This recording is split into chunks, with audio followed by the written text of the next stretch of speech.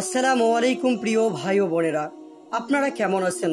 কিয়ামতের দিন আল্লাহ তাআলা তিন শ্রেণীর মানুষের সাথে কথা বলবেন না, তাদের দিকে ফিরেও তাকাবেন না, এমনকি তাদেরকে গোনা থেকেও পবিত্র করবেন না।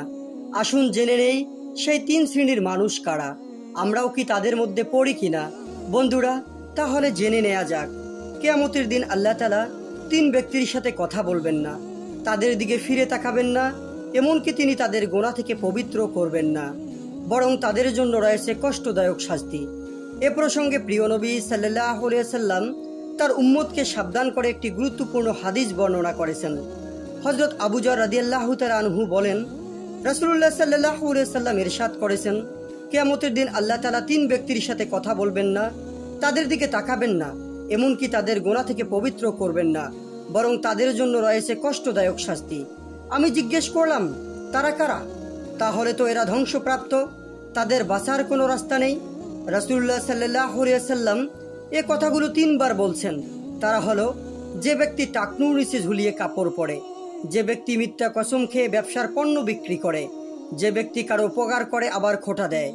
উল্লেখিত হাদিস ছাড়াও বিশ্বনবী সাল্লাল্লাহু আলাইহি সাল্লাম টাকনুর নিচে কাপড় পরিধান করার ব্যাপারে আলাদাভাবে হাদিস বর্ণনা করেছেন। টাকনুর নিচে কাপড় পরিধানকারীর শাস্তি কি হবে তা জানিয়ে দিয়েছেন। হযরত আবু হুরায়রা রাদিয়াল্লাহু তাআলা আনহু থেকে বর্ণিত হাদিসে বিশ্বনবী বলেন, লুঙ্গির যে অংশ টাকনুর নিচে থাকবে তা আগুনে জ্বলবে।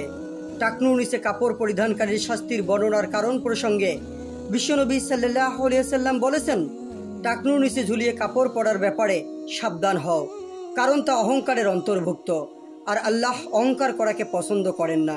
প্রিয় যুবক ভাইরা, আপনারা অনেকেই টাকনুর নিচে প্যান্ট অথবা লুঙ্গি পরেন। সাবধান হবেন, ইনশাল্লাহ এই বদ অভ্যাস পরিত্যাগ করবেন। এবং ব্যবসায়ী ভাইয়েরা, আপনারা কেন ওজনে কম দিবেন? কেনই বা আল্লাহর কসম খেয়ে মিথ্যা বলবেন? এবং প্রিয় ভাই ও বোনেরা, মানুষের উপকার করে অবশ্যই তাকে লজ্জা দিবেন না, তাকে খোঁটা দিবেন না। সেই মানুষটি অনেকটা অপমান বোধ করে। সকলকে আল্লাহ তাআলা হেফাজত করুন, আমিন। সকলেই ভালো থাকবেন। ধন্যবাদ।